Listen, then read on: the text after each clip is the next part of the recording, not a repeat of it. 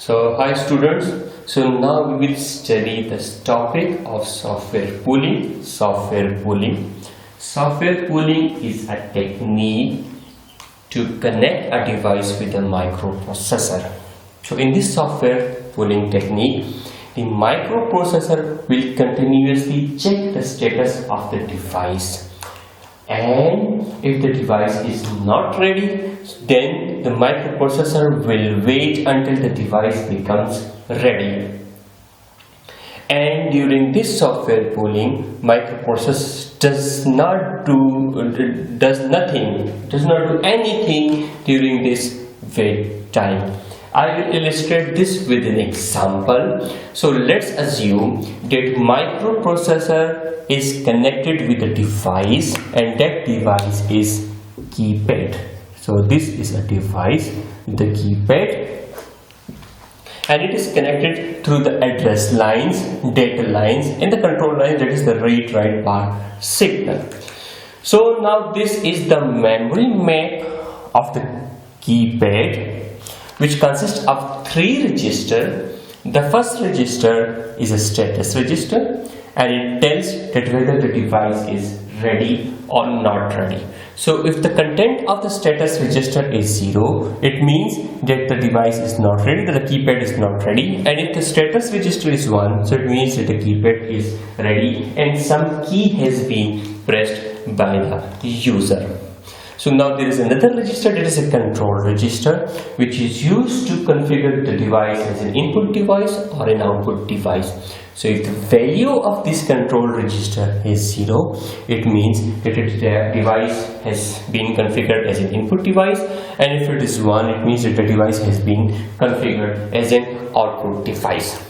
And this DR register stands for the data when some key has been pressed by the user. So the ASCII value of that data is in the data register. So now this is a small fragment of assembly language program where SR equal 1000. So it means that this is the address of the SR register, this is the address of the CR register equal 1002, and this is the address of the DR register. So input is equal to 0, so it means that if the control register is 0, so it will be configured as an input device, or 1 it is output device. So input is equal to 0, and if the device is ready, it is equal to 1. So first we will configure the device. We will configure the device. So in this case, CR move CR hash input. So CR, we are using an absolute addressing mode. So now this CR is an address. So this is an address, and the value of input is equal to 0. So 0 will be returned to this CR device, and the device is configured as an input device. So if you look at this, so what is CR? CR is an address in memory. And what is CR? So it means, so what is your destination? So destination is memory. So this implies that it is a write operation.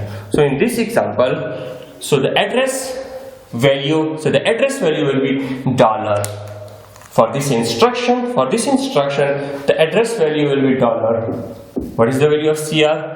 1002. Data, which data you want to move? So input equal to 0. So the data will be 0, 0, 0, 0, and read write bar will be 0. So it means that the direction will be from the microprocessor to the memory, and this value will be registered into the memory location whose address is CR. Now what we have to do, so in the next step, so what is happening in the next step? So move CR. So now what we are doing, the microprocessor will latch the contents of CR. And what is CR? Latch the contents of the SR. What is SR? SR stands for the status register. And if this status register is 0, it means it is not ready. If it is 1, it is ready. So now in this particular example, move R0 SR. So if you look at this instruction, move R0 SR. So R0, this is our register within the microprocessor. So this is a register within the microprocessor, and it is the destination. And SR is an address in memory, and it is the source. So memory is the source and register is the destination. So the address is now. So for this instruction, the address will be $100. And since the direction is from the memory to the microprocessor, so its read write bar is 1. So read write bar is 1. So the address is $100, read write bar is 1. It means then it's the read operation. And what will be the value of the data? So the data lines. So what will be the value on the data lines? So on the data lines, there are two possible values of SR. SR can either be 0 if SR is equal to 0. So it means that the keypad is not ready. And if SR is equal to 1, so it means that the keypad is ready. So now what you are doing, you are then comparing the value of R0. You have scanned the value of this SR, and then you are comparing it with ready. You are checking the status of the device, whether the device is ready or not. And if it is not ready, so it will jump again into on this wait label. So the device, the microprocessor will continuously in a looping fashion, and it will check the status of the device in a status. So if the device is not ready, so the microprocessor will wait for indefinite amount of time. For instance, so let's assume that at time 0. So now we are drawing a timeline. So now this is our timeline. So let's assume this is time 0, t0. This is time t1. This is time t2. So now this wait, if you look at this wait instruction, so this instruction will execute at time t0. Let's assume then it's t1 and then it is t2. So at time t0, if the value of this SR is 0, it means that the device is not ready. T1 microprocessor will list 0 and will branch wait. So now at this t0, which instruction will be executed? So now this is the instruction I1. So this is I1, then I2, then I3. So at time t0, which instruction is executed? I1. At time t1, I2, and then at time t3, I3. So this is an I3 instruction block. So at time this is t0. So this, let's assume, so we can rename this. This is time t1, t2, and t3. This one is time t1, t2, and t3. So at time t1, instruction I1 is executed. At time t2, I2 is executed, and time 3, I3 is executed. And then I3, it is checking the status. It is checking the status of the register R0. So if R0 is equal to 0, so now R0 is equal to 0. So it means it's not ready. It has to jump again on wait. So at time t4, again I1 instruction will be executed, and time t5, I2 will be executed, and time t6, I3 will be executed. And still at this point, if the value of this status register is 0, it means that the key has not been pressed by the user. So then the instruction execution will be like this: I1, I2, I3, then I1, I2, I3, then I1, I2, I3, and then I1, I2, I3, and so forth. This will run indefinitely for a very long time. So at this stage, if SR is equal to 0, it again will be in a looping fashion. Then SR is equal to 0, and SR is equal to 0, and SR is equal to 0. As soon as the value of the SR becomes 1, As soon as the value of SR becomes, let's assume at this time instead, the value of SR is equal to 1, so it will come out of the loop, and then the instruction I4 will be executed. So it means, so then I4. So in software pooling, the microprocessor will continuously check the status of the device, and if the device is not ready, so microprocessor will wait. So during this time, microprocessor is in a wait stage. During this time, microprocessor is in a wait state, microprocessor is in a wait stage, microprocessor is in a wait state, and at this time, microprocessor will come out of this wait condition, and the key that has been pressed. So let's assume that user has pressed some key, and the value of that key is 65, so it will be moved into the register R1. So what is the primary disadvantage of the software pooling technique? So in this technique, microprocessor has to wait for a very long amount of a large amount of time, and during this time it does not perform any kind of operation. I will illustrate this with an example. So now let's assume a scenario that under this. So let's assume a scenario that you have your Windows PC. So this is your Windows PC. Windows PC. This Windows PC is connected with the input device, that is keyboard.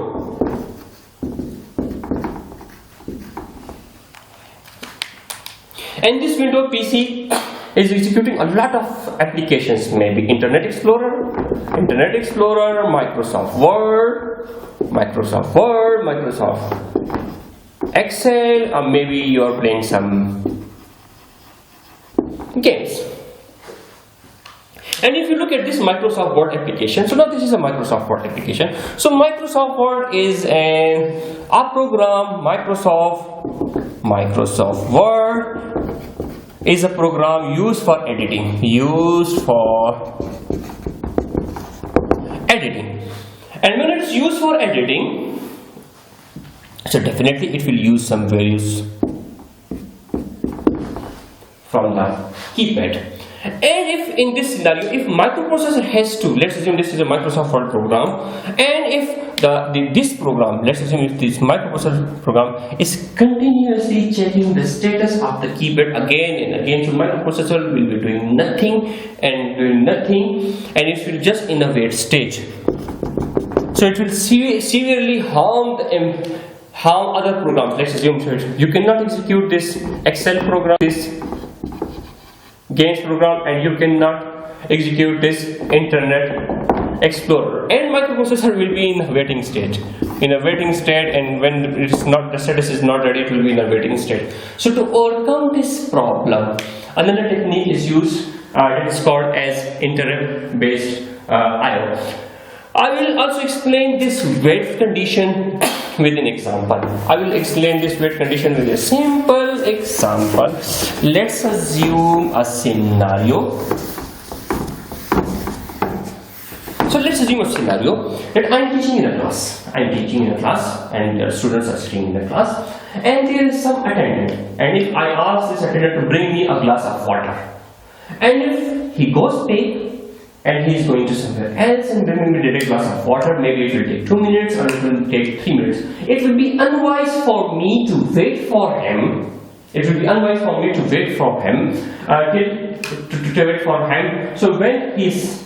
when I give him the instruction to bring me a glass of water, I will not be in a wait state. What should I do during that time?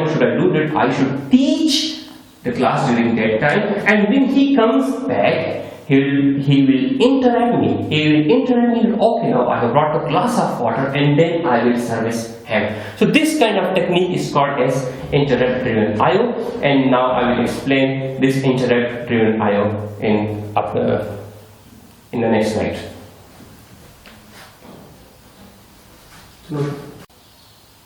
So now we will study interrupt based IO. So interrupt based IO is another technique to interface the device with microprocessor, and in this type of architecture, so there are two type of lines in addition to the address lines. So there is an address lines address lines, and these are the data line. So in addition to the address line and the data lines, so there are two pins that is connected between the device and microprocessor. One pin is referred to as INT. INT stands for interrupt.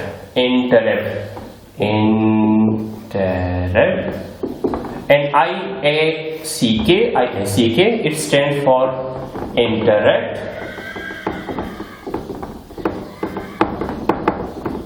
acknowledge.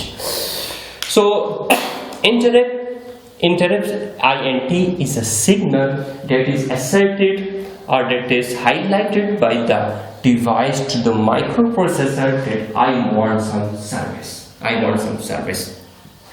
And interrupt acknowledge is the signal that is asserted by the microprocessor to the device that okay, now your request has been accepted and now I will acknowledge your request. So I will explain this with an example. So let's assume that I am teaching in a class. And some student raises his hand. So a student raises his hand. So it means INT is 0. So it means the student hands put is down. And then when INT is 1, so it means that here a student raises his hand.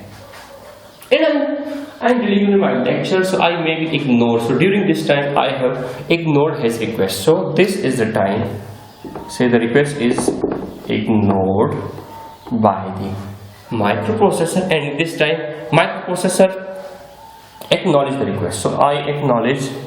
So microprocessor now acknowledge. So I give him a direction. Okay, now you can speak out and what you want to ask. So in this case I acknowledge him.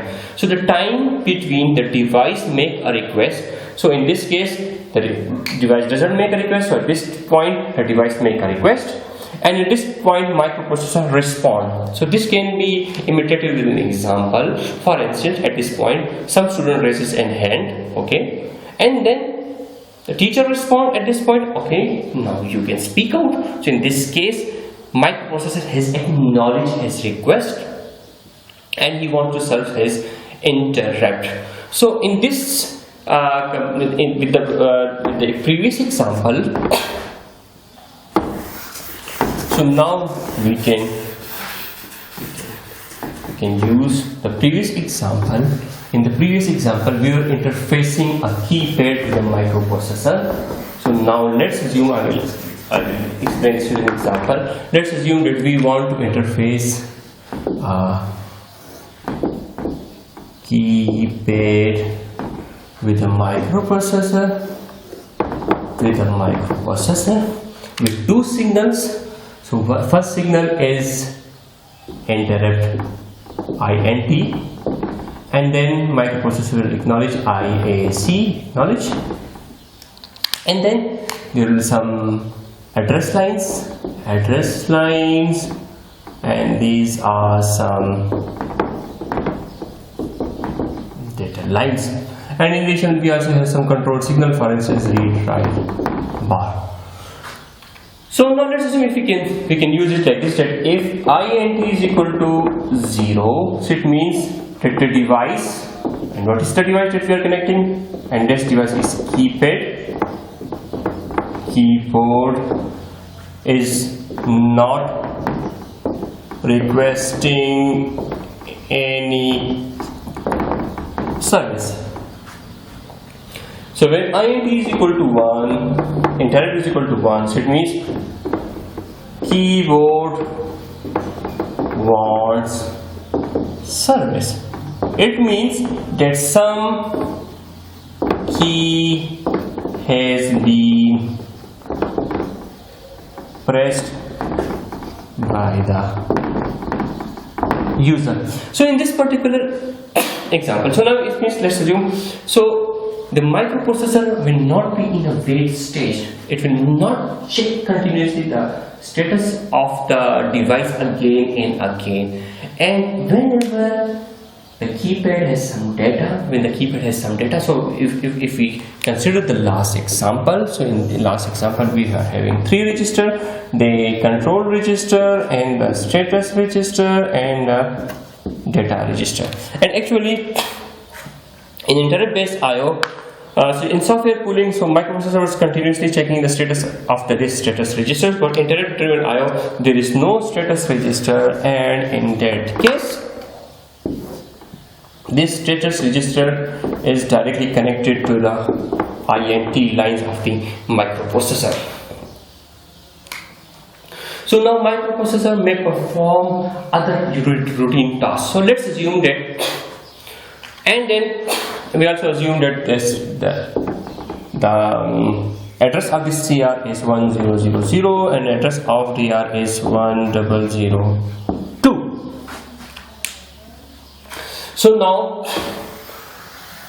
so we can say that, okay, now let's assume that now this INT is 0, so it means that the key has not been pressed.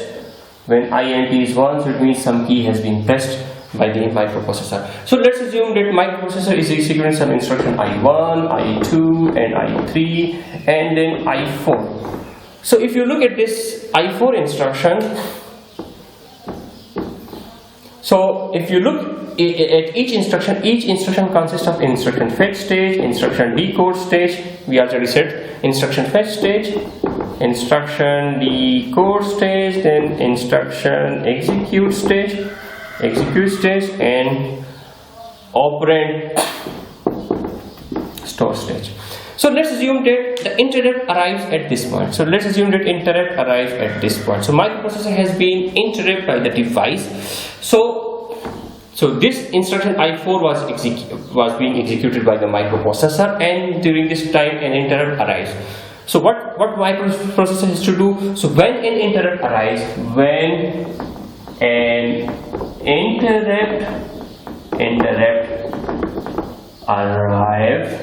so this at this point interrupt arrives. If you look at this point, so at this point interrupt arrives. It means that the device, and in this example keypad, wants service. So when an interrupt arrives, what we have to do? So now in this case, microprocessor, number one, microprocessor will complete the current instruction. So now let's assume that microprocessor is starting now execute. So now at this point instruction I4. So now this is an instruction I4, and there are 4 stages.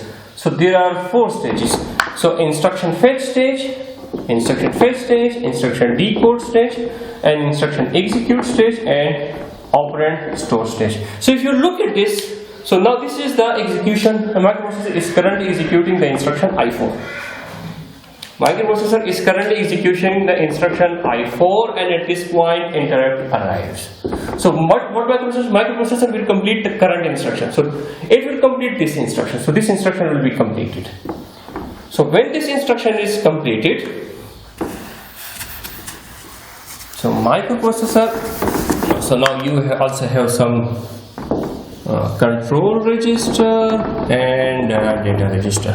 Okay, so at this point microprocessor complete the current instruction. So microprocessor will complete the current instruction at this point. So now at this point microprocessor complete the current instruction. Okay, then so when this instruction is completes execution, then control will be transferred. Control will be transferred to an interrupt subroutine ISR. ISR stands for interrupt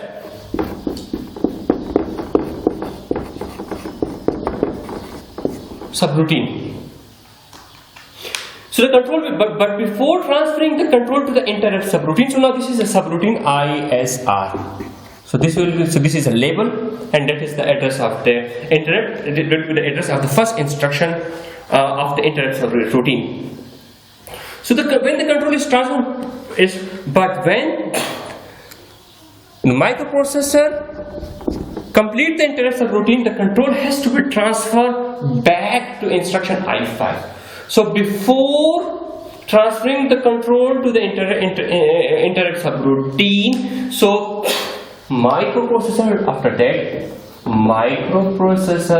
will push the program counter. PC stands for program counter on the stack. So at this point, the program counter will be pointing to this instruction, but when microprocessor complete this instruction, so the program counter will be now pointing to the instruction I5. Let's assume that this address is $4000, and let's assume that the size of this instruction is 44004. So the address of this instruction will be 4008. So the address of this instruction will be 400C, and the address of this instruction will be 4010. So currently microprocessor is executing this instruction. At this point, the value 400C. So microprocessor will complete the current instruction. So now it will point to the next instruction. So the next instruction, at this point, the value of the program counter will be $4010. So microprocessor will be pointing to an instruction I5. So microprocessor will push the program counter on the stack. So which value will be pushed on the stack? So the value of $4010, that address of the next instruction. The address of the next instruction will be pushed on the stack. So microprocessor put the program counter on the stack. So what is 40? It is the address of the next instruction will be pushed on the stack. So now what will happen? So now we will have a stack. So now there is a stack. So what value will push on the stack? So let's push the value that is pushed on the stack will be 4010, and actually it is the value of program counter. So what's the next? So then another example in this thing. Then the control will be transferred to ISR. So in this example, the control will be transferred to interrupt subroutine. So in this example, what we are interfacing? We are interfacing a keyboard. So now we are interfacing a keyboard, and this interrupt subroutine will contain the code for keyboard. The control will be transferred to interrupt subroutine. So then in the third phase, the control will be transferred to the interrupt subroutine.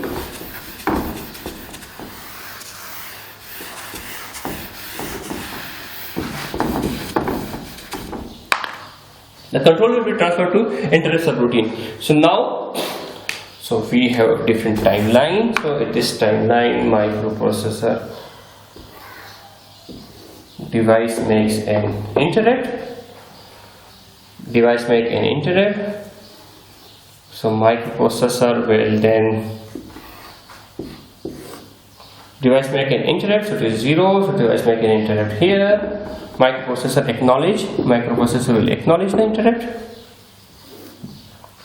When microprocessor acknowledge the interrupt at this point, so then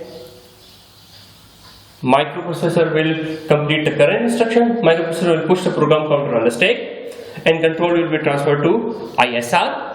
And when microprocessor acknowledge, so then the device will put its request line to low, so it means it does not require an interrupt, and then the interrupt acknowledge signal will also be low. So I will explain this with the example. So let's assume, so at this point the student raises his hand. Student raises his hand. He wants some service. I acknowledge him. When I acknowledge him, so he'll put his hands down. So he'll put his hand down, and this is the, during this time is the interrupt latency. And during this time, during this interrupt latency, what will happen? During this interrupt latency, three operations will happen. What's will happen? Number one, microprocessor will complete the current instruction, so it will contain 1. Then microprocessor will push the program counter on the stack. 2, and microprocessor acknowledge the device, okay, I want to. And then number 3, control will be transferred to interrupt subroutine. Okay, so I'm now rubbing this off. Because I don't have any enough space. So what I have to do now, what's with the example of the keypad. So now we have this example of keypad. So now let's assume, so there are instruction I1, this is instruction I2, this is instruction I3, I4 and I5. So this address is 4000, $4004, $4008, $4000C, $4010. And we know that at this point the value that is pushed on the stack, interrupt occurs here, microprocessor will complete the current instruction, this value $4010 will push on the stack, and control will be transferred to ISR. So what will be the code of ISR? So now this will be the code of ISR. Now it's a keypad program, so now it means that some valid key has been pressed. So what value should be moved into the DR register? So what we will be saying, move R1 into DR. So before that we will also use this code DR. So let's assume this address is $1000, $1002. Let's assume that this is 0. This device is configured as an input device. There is no status register, because in this case the status register will be determined by the interrupt signal, and when this interrupt signal is 1, so it means that some key has been pressed. So this device will make it 1, so when it is 1, so it means that some key has been pressed, and the code of that key will be stored in the register DR. So now what we can do, then we can process DR. Here maybe we can display this on LCD, and we also have the code for LCD. I'm not going into detail with this, and then we'll return. So the control, when the return, then at the end of this you will have instruction RTI. RTI stands for return from ISR, and ISR stands for interrupt subroutine. So when the interrupt has been received at this point, microprocessor will complete this instruction. The address of the next instruction will be pushed on the stack, that is the address of I5. So after this, the control will be transferred to ISR. Microprocessor will process the interrupt, and the control will be transferred back to the instruction I5. So when this instruction is executed, so the value, so in this case the value that is on the top of the stack will be restored to program counter. Let's assume that the address of this instruction ISR. So let's assume that the address of this ISR is $3000. So how the control will occur? How the control flow will occur? So the control flow, I will explain the control flow in the now I have to rub this out. Okay. So let's assume, so in the first case, the value of program counter, the value of the program counter will be $4000 because it is executing I1. Then next time the value of the program counter will be $4004 because it is executing I2. When it's completed instruction, then it executes the instruction I3. The address will be 4008, and then the address will be 400C. And during this I4, interrupt arrives. So device needs service. So this, when interrupt arrives, device needs service. Microprocessor will complete the current instruction. Okay. The address of the next instruction, get 4010, will be pushed on the stack. So what will be the value on the stack? So the stack $4010, it will push on the stack. So now this is a stack, and now this is the top of the stack. And the control will be transferred to ISR. So what is the address of the ISR? So in this example, the address of the ISR is $3000. So what will be the next program counter? So the next program counter will be now $3000 because the control has been transferred here. Then again, next instruction $3004, and so forth, so on. And let's assume that the address of the RTI instruction. So the address of the RTI instruction, let's assume that the address of this RTI instruction is, let's assume that the address of this RTI instruction is 3040. So then it will be 3008, 300C, 3010, and it will execute my instruction, and then $3040.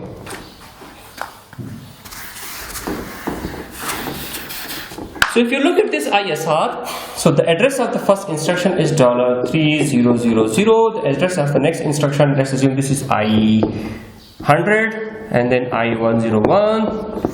So the address of the next instruction will be $3004, and address of the next instruction will be $3000, and so forth, so on. So let's assume that the address of this RTI instruction is $3040. So this is $4. So when RTI instruction is executed, so the value that is on the top of the stack. So what is the value of the top of the stack? 4010. So the value on the top of the stack will be restored in the program counter.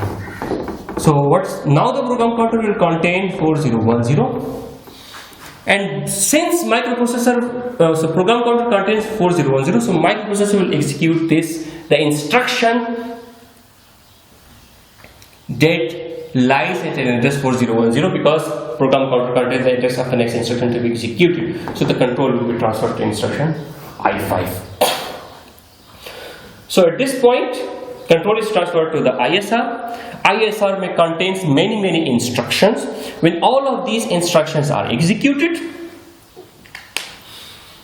the return from interrupt subroutine instruction will be encountered, will be restored with the value that is pushed on the top of the stack. So the program counter will be restored this value, and the control will transfer back to the the instruction I5.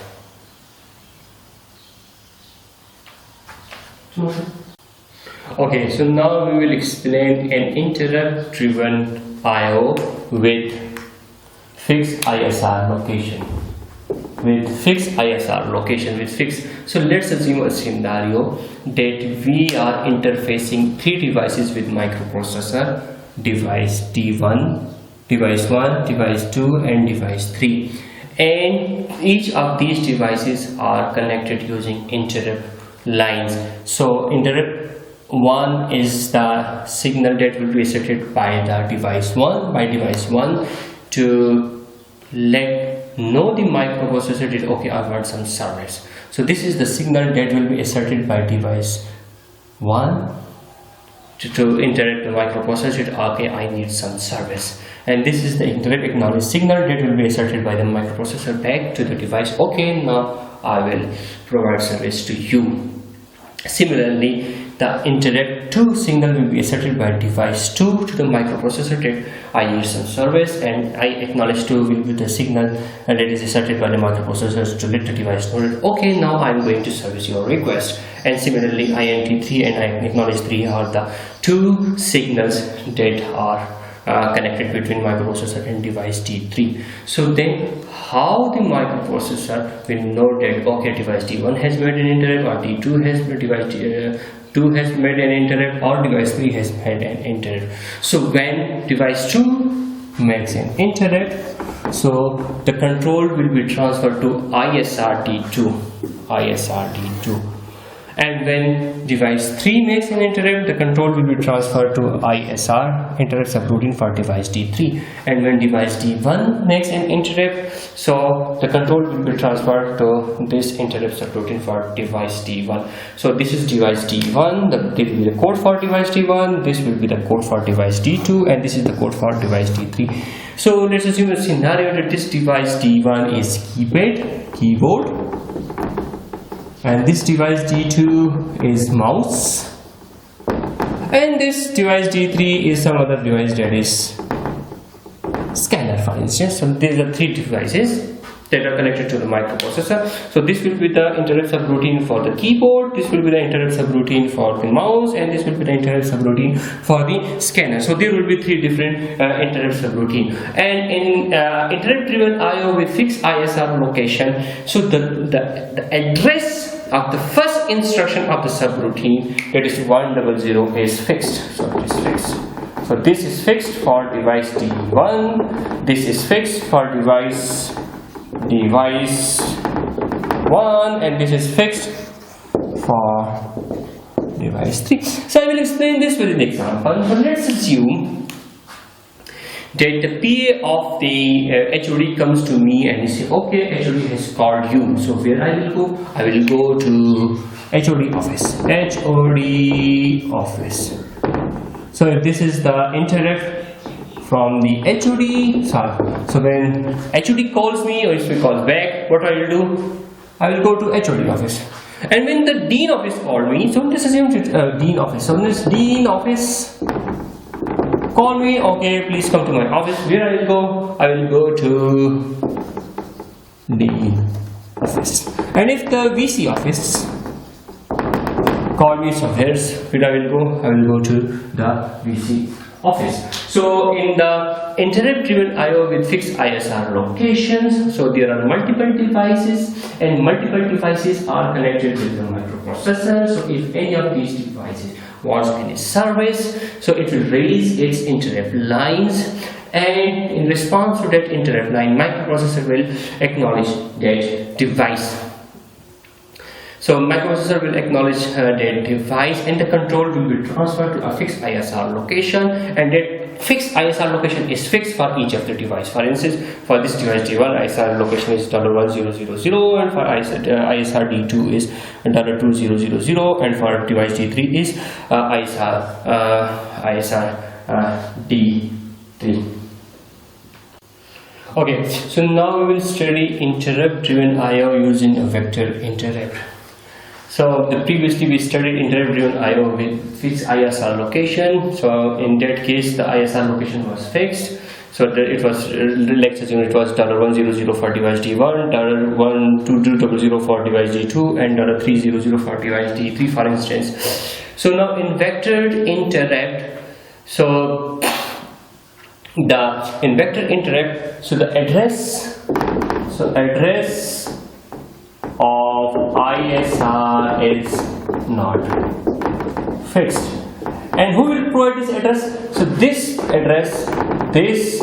address will be provided by the device. So I will illustrate this with an example. So what are the steps in interrupt driven IO using vector interrupt? Device will make a request. So let's assume, so in this case device T1 makes a request by putting its interrupt request 1. So it will assert this signal to 1. So, and then microprocessor will respond. But before responding, microprocessor will complete the current instruction, and it will push the address of the next instruction on the stack. And when these sequence of operations are happened, microprocessor will respond by asserting the signal I acknowledge. So it will assert the signal I acknowledge to 1. So it means that microprocessor has acknowledged the device that okay, I now want to service your interrupt.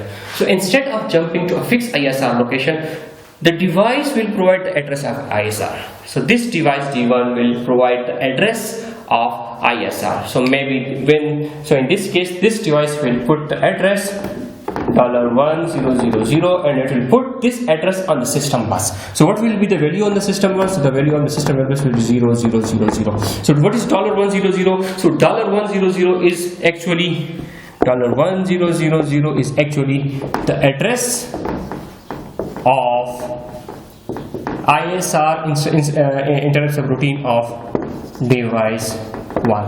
So if the device T1 put the value 200 on the bus, so what will be the address of the ISR of device 2? So now the new address will be 200 into the address of the interrupt subroutine of device T3. So in this example, in the previous example, the address of each devices were fixed, but now in vector interrupt, the addresses are not fixed. These addresses has to be provided by the devices itself. In the previous example, I illustrated it with like this. I give also an illustrating example that when HOD calls me, I will go to HOD office. When Dean calls me, I will go to Dean office, and when VC call me, I will go to VC office. And it was fixed. It was fixed that I will go to for device D1, I will go to HOD office. For device D2, I will go to Dean office. For device D3, I will go to VC office. But in this scenario, it's not the case. So it's not the case in this scenario. Maybe it's also possible that HOD calls me. Okay, I want to meet you in the Dean office. So this device may give me the address of the Dean, and this may give me the, like, Dean calls me to, okay, please come to the VC office.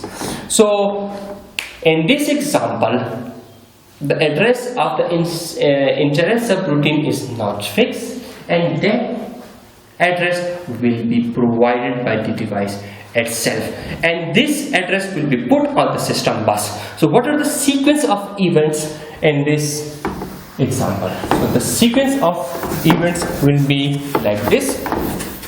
I will explain the sequence of events. So now let's assume that this is an interrupt signaled by the device. Device makes an interrupt. Device makes an interrupt at this point. At this point, device makes an interrupt. Microprocessor acknowledge. I acknowledge. So device makes an interrupt. Device makes an interrupt at this point. This is the interrupt latency. And at this point, microprocessor response. And during this time, what will happen? During interrupt latency, microprocessor will complete the current instruction and will push the address of next instruction on the stack. When microprocessor respond at this point, so third, what to do? The device will put, so this is a vector interrupt. So this step will put the address of ISR on the bus. So in this step is not present with interrupt driven IO using fixed ISR location. At this case, this address is already known. This address is already, but in this case, the address is not known. So in the vector interrupt, the device will put the address of ISR on the bus. Then control will be transferred to ISR of the device that made an interrupt, and before this the device will put its INT to 0. So after this, when it's request, it will put its request to low because now the device has been serviced. And when after that the ISR finishes execution, and in the final, control will be transferred to the instruction which was interrupted by pushing the value from the top of the stack.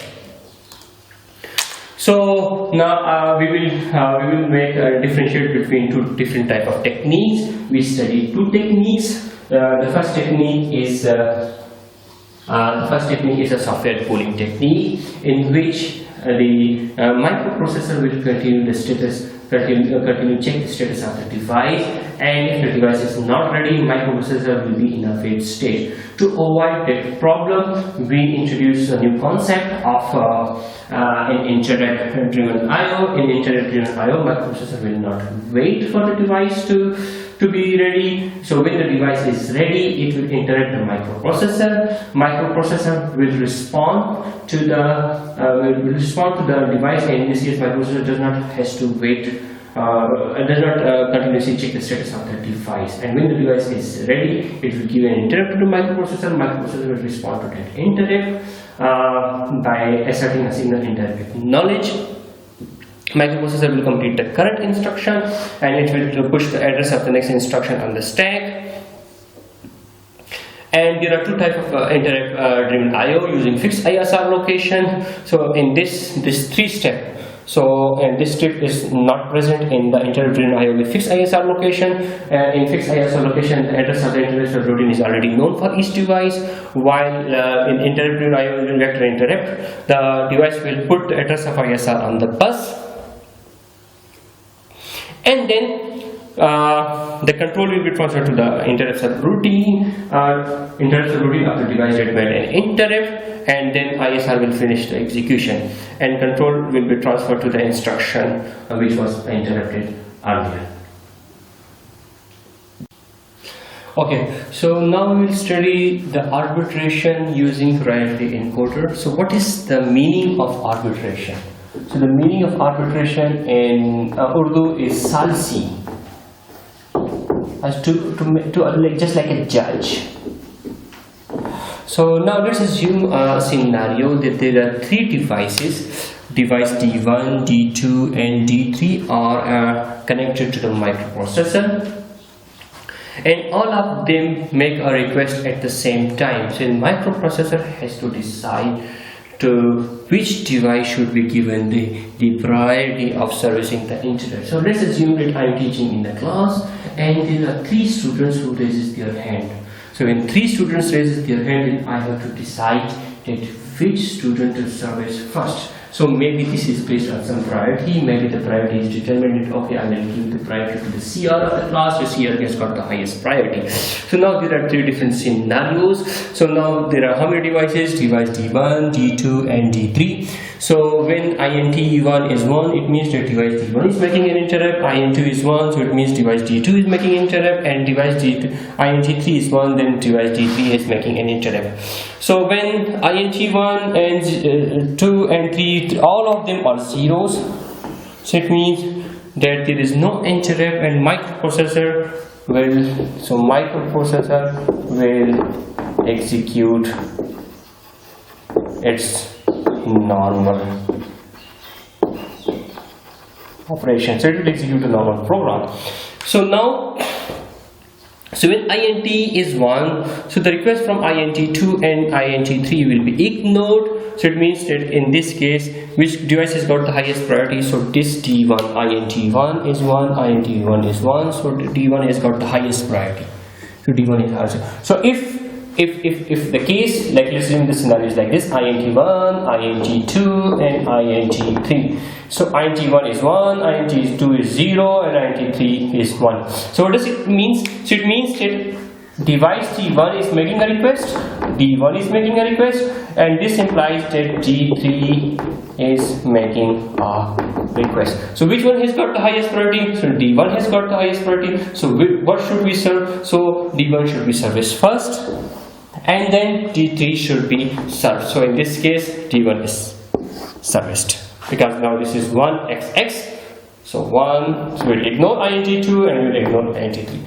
So if the request of this is low, so the request of this device is low, so then what is the priority? So the next priority device is d2. So d2 is given highest priority compared to the device d3. So in this case, so when this request is low, so this request is high, so it means that now we should service d2. So now let's assume a scenario that now int1, int2 and int3, there are 3 interrupt lines. When int1 is 0 and 1 1, so when both of them are high, so which one has got the highest priority? So d2 has got the highest priority, so it should be serviced first and then it should be serviced again. So when both of them are zeros and then d3 is 1, so it's the only device that is making an interrupt. So in this case, we should now service d3. So now we can assume this with the scenario. So now in our IST, there is also some kind of a priority. For instance, the vice chancellor is the highest priority in the university, and then after that the priority is for dean, and then the next priority will be HOD, then the teacher, and the final the students. So if we look at the priority of this is the highest priority and students has got the least priority. So now what is the disadvantage of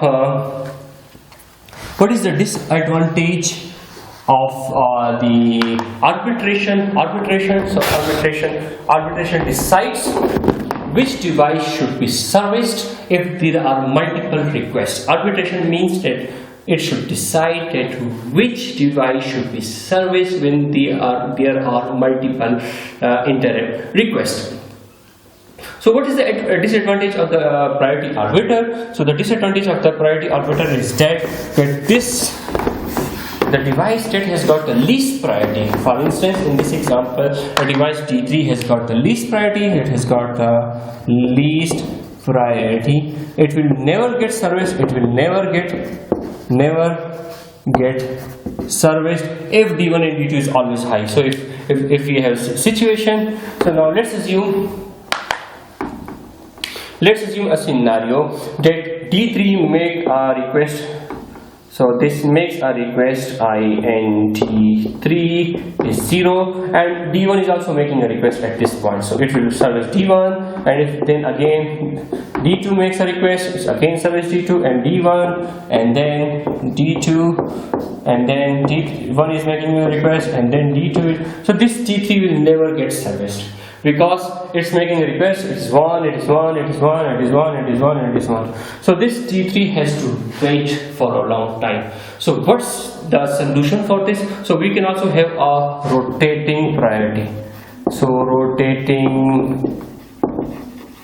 priority. In rotating priority, the priority is rotated. So in the first case, D1 has got the highest priority, D2 has got D2 and D3. So it's the normal priority. So D1 has got the highest priority, D2 has got the second priority, and D3 has got the third priority. So when this D1 gets serviced, so we move it at the bottom. So what we can do, so now we will rotate the priority, then D2 and then D3 and D1. So now D2 becomes the highest priority device, D3 becomes the next priority device and D1 becomes the next priority device. And if D2 gets serviced, so then D3 becomes the highest priority device, then D2 and then D1. So what we are doing, we are rotating the priority of the device. So when a device gets serviced, he will move to the lowest priority line because its request has always been serviced. So now let's assume a scenario that 5 students have raised their hand in the class, and there is one student which is always raising his hand and he has got the highest priority. So the 4 students will never get serviced. So what we have to do, so when I respond to a student and when I answer his question, so then I will give him the least priority and I will give him the priority to the other students. So what in the rotating priority based scheme, the priority of the device changes with the passage of time, and the priority of the device that gets the service will be pushed to the lowest priority, and the device when it serves, it will be pushed to the lowest priority device.